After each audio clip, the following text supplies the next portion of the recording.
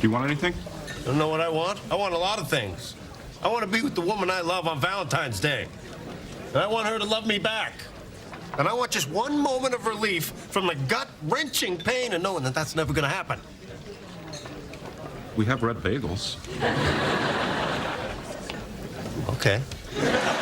Yeah, that's good enough. Joy from Friends may not have been able to find love on Valentine's Day, but biological anthropologist Helen Fisher tells us that despite the pandemic, remarkably, we're in the midst of a dating renaissance.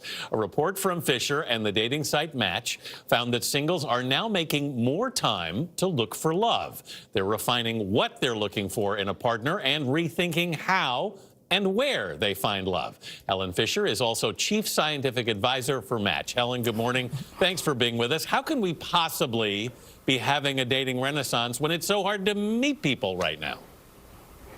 Well, it's even easier. First of all, you are absolutely correct. COVID is being killed by Cupid. Cupid is winning. And in fact, what we found with Match, I do an annual study called Singles in America, and we did our last study, it's science, it's real science, last July in the middle of the pandemic. And as it turns out, singles are spending a lot more time talking to people before they go out in person, obviously. They're having more meaningful conversations. They're being more honest and more transparent in those conversations, and they're doing more self-disclosure, both men and women. And self-disclosure leads to intimacy.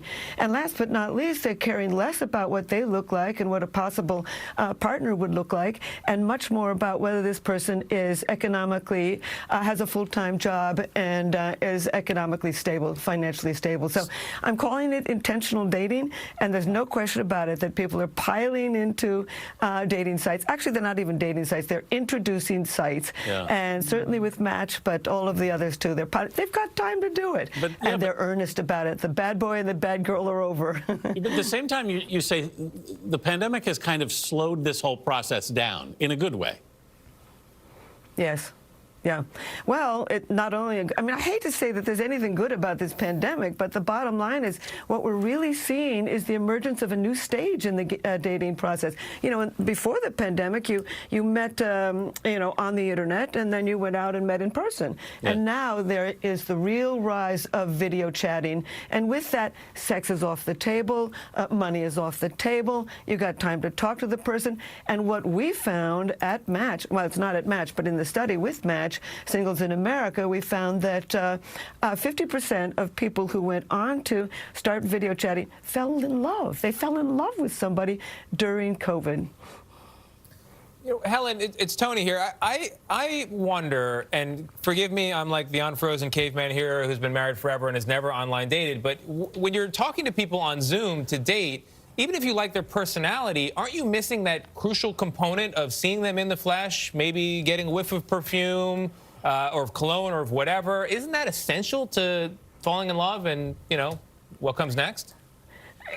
It's one of the parts of falling in love, but actually we're being called the new Victorians. I mean, an awful lot of young singles and singles around the country actually don't want to get out into that first date and deal with the, you know, with the sex. Do I kiss him? Do I hold her hand? How do I handle this? They don't have to decide whether they're going to go to a fancy bar or a very cheap coffee shop. It's all off the table, and they have a lot of time to decide whether they're going to go out and meet somebody in person. I mean, now with the video chatting, it's a vetting process, and over 50% of singles met somebody on the internet and decided they didn't want to go and meet them in person, and as much as 64% did. But you know, we are talking, they call it love at first sight. They don't call it first smell or love at first text. They call it love at first sight. And you can see somebody on the internet. I mean, you can see where they live, you can see the way they smile and move, and you know, a great deal about them.